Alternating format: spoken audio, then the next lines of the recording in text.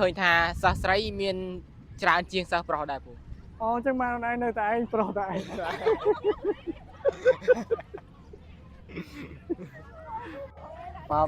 មកខេតប្រហែលម៉ានអឺ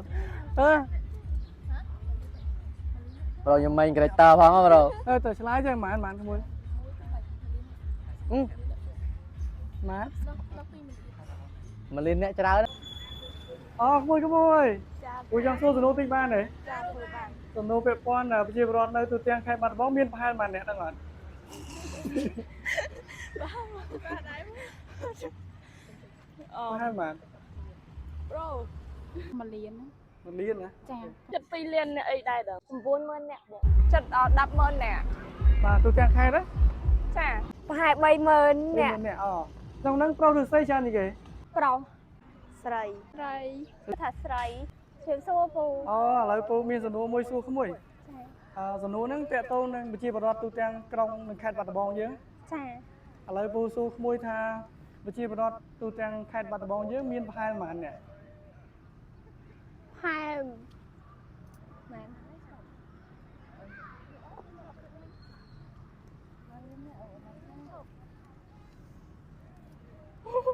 ហើយម៉ានប្រហែលទេអត់ទេ អើយហែម2លាននាក់ 2 លានអ្នកហើយក្នុងហ្នឹង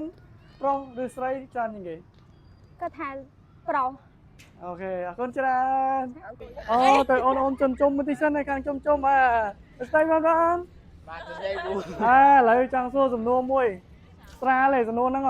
ពាក់ព័ន្ធនឹងប្រជាពលរដ្ឋនៅបាត់ដំបងទាំងអស់អូនដឹងថាប្រជាពលរដ្ឋទូទាំងខេត្តបាត់ដំបងមានប្រហែលម៉ាន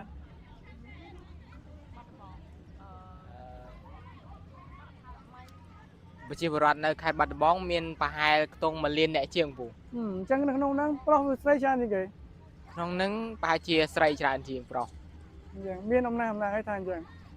មានដំណាំណាជាស្ដែងឃើញថាពីច្រើនប្រជាជនស្រីមានច្រើនណាមួយបើនៅក្នុងសកលឬក៏នៅសាលារៀន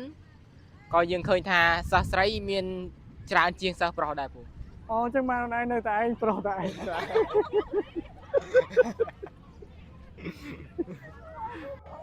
អូទៅខាងមួយក្រុមនេះសិនជុំគ្នាណ៎សួស្ដីបងប្អូន បាទស្អីពូ បាទសួស្ដីឥឡូវពូជមានសំណួរមួយសួរ បាទពូ អំពីបាត់ដំបងយើង បាទពូបាទ ក្មួយដឹងថាប្រជាពលរដ្ឋទូទៅក្នុងខេត្តបាត់ដំបងមានប្រហែលម៉ាន កាត់ប្រូកាត់ណា ប្រហែលម៉ាន